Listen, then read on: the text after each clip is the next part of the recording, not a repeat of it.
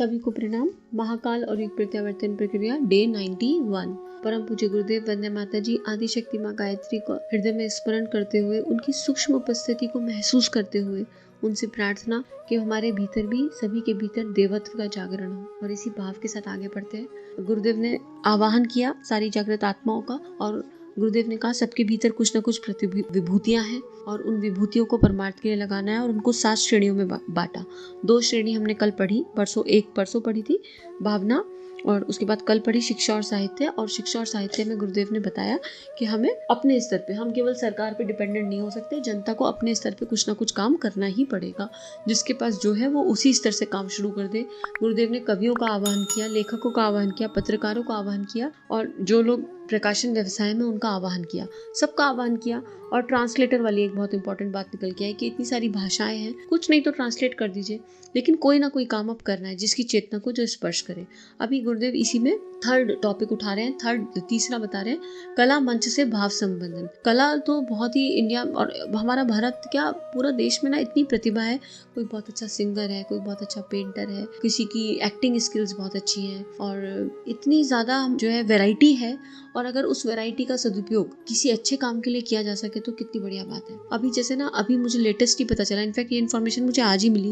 एक दीदी है अपने गीता, जो मैं गीता जी सुनती हूँ उसके ग्रुप में, उन्होंने कबीर दास जी के सत्संग का समरी भेजा। कुछ कबीर दास जी के सत्संग चले थे, कुछ 15-20 रिकॉर्डिंग्स होंगी, तो उन्होंने अपना फीडबैक भेजा और उन्होंने उस पर एक बैंड की बात करी। एक बैंड जो केवल कबीर दास जी के गाने गाता है, वी सिंग कबीरा। और क्या सिंगिंग है उस बैंड की। मैंने उसके 1-2 सुने भजन, ओहो बहुत ही सुंदर भजन है। जो कबीर दास जी से रिलेट करते हैं या नहीं करते, या उनके दोहों का अर्थ समझना चाहते हैं, उनको पढ़ना चाहते हैं, वो उनको सुने। मतलब अगर आपको अर्थ भी नहीं समझ में आएगा ना, तो उनका संगीत हृदय को टच करता है, ऐसा। तो इसमें गुरुदेव क्या लिख रहे हैं, कला मंच में चित्र, मूर्तियां, नाटक, अभिनय, संगीत आदि आते हैं। संगीत विद्यालय हर जगह खुले हैं। सरल संगीत के ऐसे पाठ्यक्रम हो जो वर्षों में नहीं महीनों में सीखे जा सके। प्रचंड प्रेरणा भरे गीतों का पर्सनल प्रसारण इन विद्यालयों द्वारा हो सके, और प्रत्येक हर्षोत्सव पर प्रेरक गायनों की प्रधानता रहे।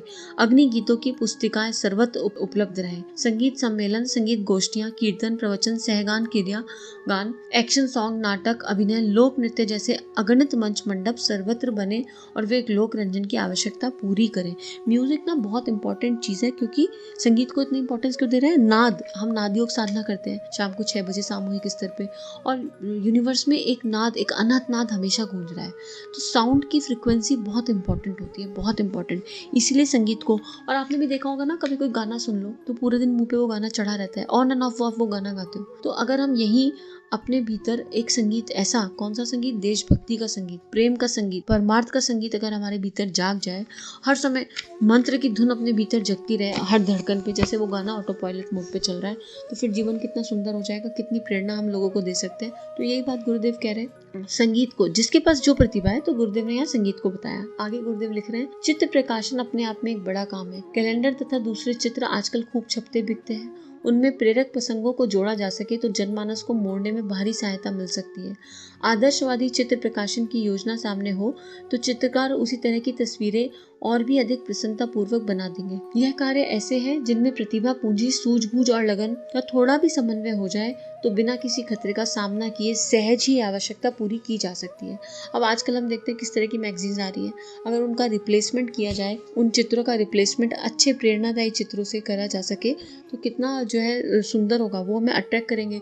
अगर वही परोसा जाएगा तो जो हम परोसेंगे वही तो सामने वाले को मिलेगा। तो अगर मार्केट से सब कुछ खत्म ही हो जाए ऐसा, और अगर नहीं भी खत्म हो रहा, हमारी भावना है, पहला पॉइंट गुरुदेव ने भावना दिया, अगर हमारी भावनाएं परिष्कृत हो जाएंगी तो जैसी सोच होगी ना, वैसी एनर्जी आप अट्रैक्ट करोगे, आपको चारों तरफ से वैसे ही साइंस मिलने लगेंगे, क्योंकि वो गुरु चेतना फिर हर दिशा से बोलेगी, क्योंकि हर किसी में वही परमात्मा बसता है। आगे इसमें गुरुदेव लिख रहे हैं, पुस्तकालयों की, चल पुस्तकालयों की, झोला पुस्तकालय की योजना छोटे रूप में अपना परिवार चला भी रहा है। इसे व्यापक और विस्तृत बनाया जाना चाहिए। स्थान स्थान पर पुस्तकालय खुलने चाहिए। पुस्तक विक्रय के लिए चल पुस्तकालयों को व्यवसायिक रूप मिल सकता है। जब शाक भाजी तथा ठेल ढकेल पर बेचने वाले हजारों व्यक्ति रोटी रोजी कमाते हैं, तो कोई कारण नहीं कि चल पुस्तकालय से भी हजारों व्यक्ति रोटी न कमाने लगे। पुस्तक विक्रय की दुकान खोलकर भी सत साहित्य प्रसार का उद्देश्य पूरा होता है। इन्हें आर्थिक आधार पर भी किया जा सकता है। आवश्यकता मार्गदर्शन और क्रिया संगठन की है। प्रतिभाएं यदि ये साधन जुटाने के लिए निकल पड़े तो न जाने कितना बड़ा काम बौद्धिक क्रांति की दिशा में हो सकता है। इसी प्रकार कला मंच को भी व्यावसायिक रूप देकर आगे बढ़ाया जा सकता है। गुरुदेव देखिए, ये सेल्फ एक्सप्लेनेटरी पैराग्राफ्स हैं।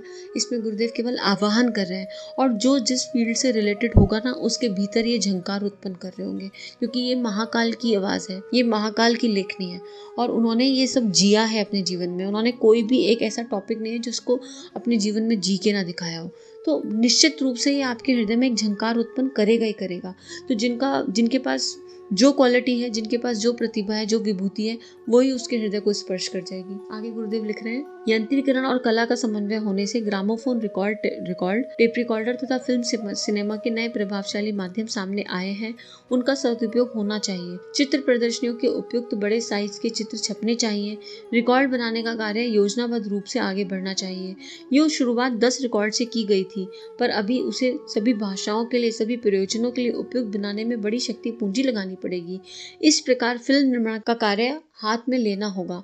आंकड़े यह बताते हैं कि समाचार पत्र और रेडियो मिलकर जितने लोगों को संदेश सुनाते हैं, उससे कई अधिक संदेश अकेले सिनेमा पहुंचाता है। समाचार पत्रों के पाठकों और रेडियो सुनने वालों की मिली संख्या में से भी सिनेमा देखने वालों की संख्या अधिक है। यदि यह उद्योग विवेकवान और दूरदर्शी हाथों में हो और वे उसका उपयोग जनमानस को परिष्कृत तथा नवयुग के अनुरूप बनाने में कर गुजरे, तो उसका आश्चर्यजनक परिणाम सामने आ सकता है। और जिसके हाथ में इन दिनों यह उद्योग है, उनका दृष्टिकोण बदला जाए और नए लोग नई पूंजी और नई लगन के साथ इन क्षेत्रों में उतरें, तो इतने अधिक कार्य हो सकते हैं जिसकी कल्पना भी कठिन है। और ये बात गुरुदेव बहुत स्ट्रांग कह रहे हैं और बहुत सही बात कह रहे हैं। हमने भी देखा है कि अब ये आप लॉकडाउन में देख लीजिए क्या हुआ। राम जी को जितना रामायण के माध्यम से लोगों ने जाना, जो दूरदर्शन पे आती थी, उतना शायद ही किसी माध्यम से जाना होगा।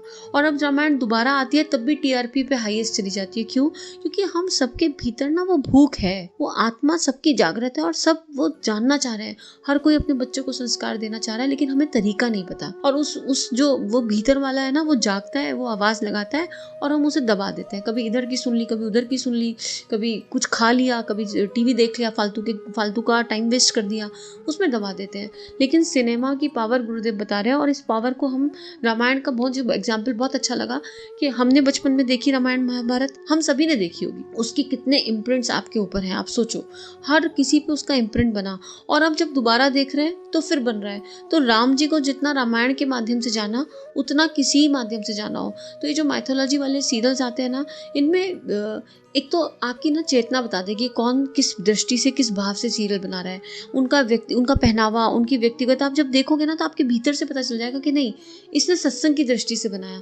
तो मेरी पर्सनल इंडिविजुअल रिकमेंडेशन है कि अगर आपको प्रेम समझना है ना, जिस प्रेम की बात गुरुदेव करते हैं यहाँ पे, या अगर आपको कृष्ण को सही रूप में समझना है, कान्हा को सही रूप में समझना है, तो कलर्स पे, हॉट स्टार पे जो है एक राधा कृष्ण आता है, उसको एंटरटेनमेंट की दृष्टि से नहीं, सत्संग की दृष्टि से देखिए।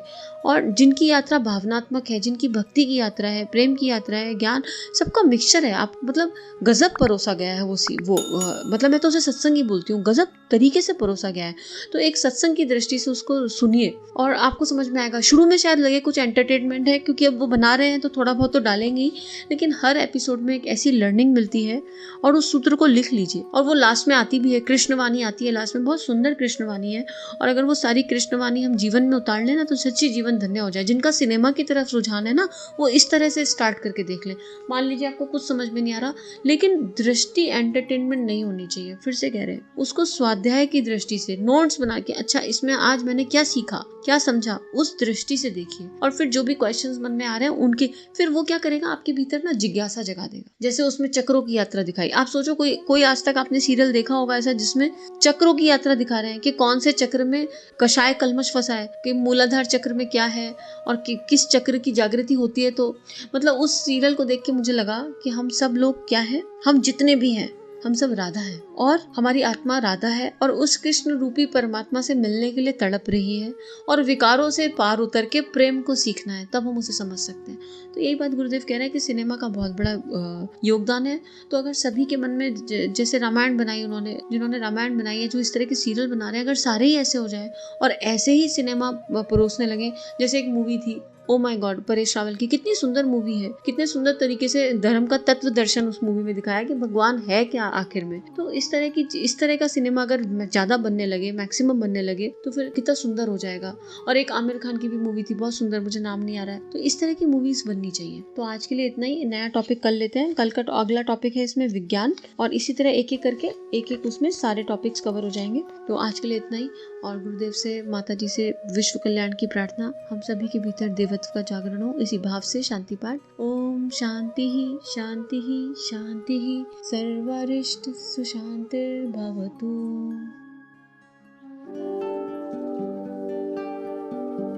हमारे YouTube चैनल को सब्सक्राइब करें और बेल आइकन को दबाकर ऑल पर क्लिक करें ताकि नोटिफिकेशंस आपको मिलती रहें।